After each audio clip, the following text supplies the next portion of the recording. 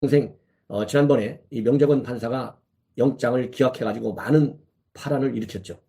그래서 지금 언론에 나오는 걸 보면 이 동생도 추가로 알선수재죄 또는 알선수재나 이 변호사법 위반 협의를 이 구속영장에 부기하는 것을 신중히 검토 중에 있다고 합니다.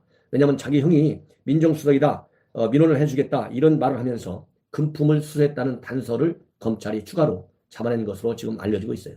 자, 이렇다 본다면 조국을 불러내는 데 있어서 부인과 동생의 진술과 증거가 굉장히 중요한 것 같고요. 이런 동생의 추가 혐의, 그 다음에 부인을 통해서 추가로 이 진술에 내는 내용, 이걸 가지고 조국 수사 시기를 이제 최종적으로 결정할 것 같은데요.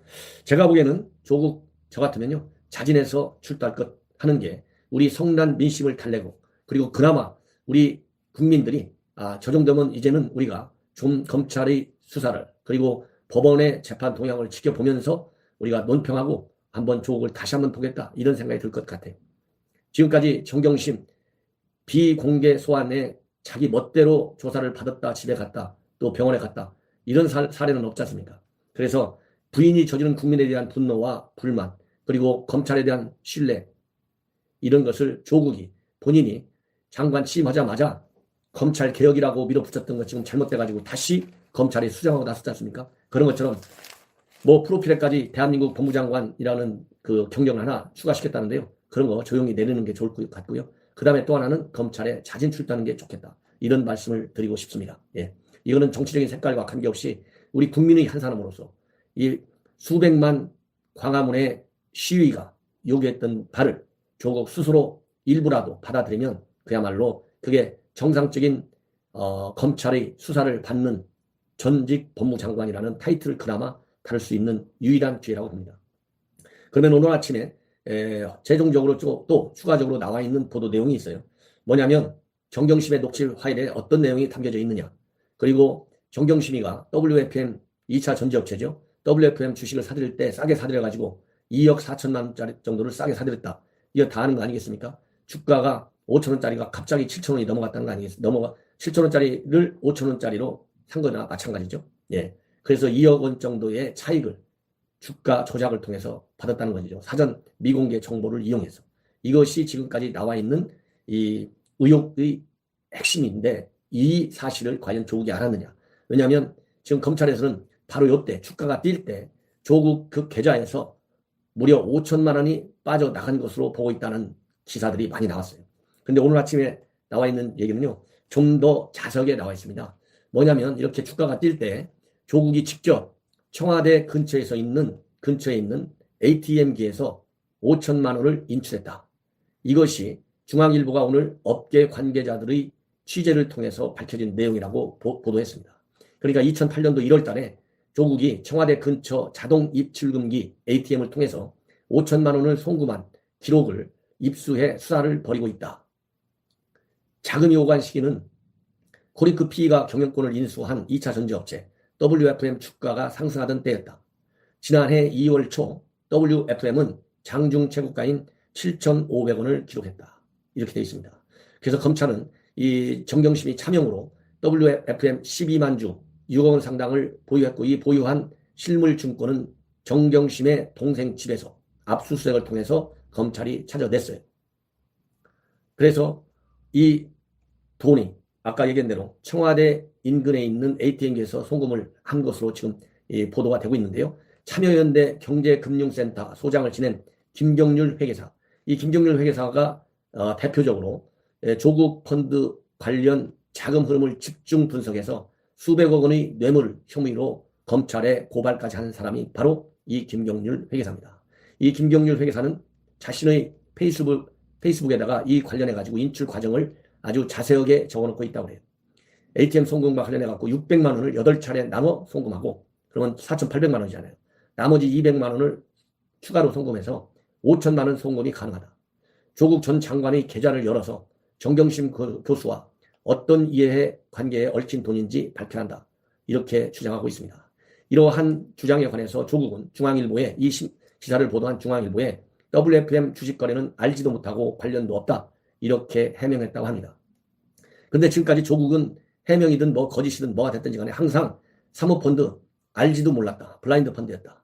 전혀 투자처 운영처 모른다. 이렇게 했는데 지금 검찰 수사 결과를 보면 정경심의 구속영장 공소장을 보면 이게 전부 다 사실로 그동안의 의혹들이 급조해서 이 블라인드 펀드처럼 만들어 놓고 이런 게 다 급조된 문서에 의해서 날조됐다. 이렇게 지금 밝혀지고 있고 이러한 공소사실 범죄 소명이 잘 이루어졌다. 이것이 법원이 영장을 발부할 때 밝힌 내용입니다.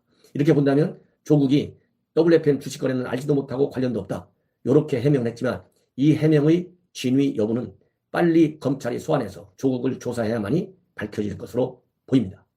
그렇다고 본다면 지금 언론에서는 금주 말 이내에 조국에 대한 검찰 조사가 이루어질 가능성이 있고 이럴 때는 부인인 부인처럼 그리고 검찰에서 공개 소환 제도가 없어진 만큼 비공개로 출두할 것으로 보인다. 이렇게 대부분의 언론이 쓰고 있는데요. 언론에서는 자진 출두할 가능성이 주목된다. 이렇게 또 보도도 나오고 있어요.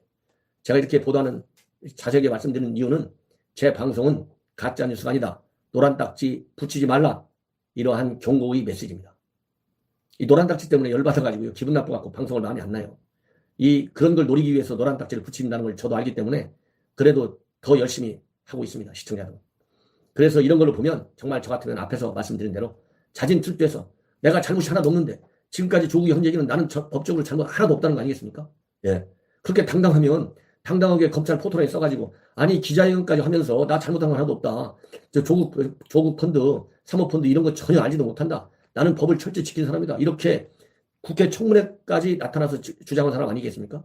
그리고 대통령도 조국 말 한마디만 믿고 장관 임명했다가 지금 망한 거 아니에요.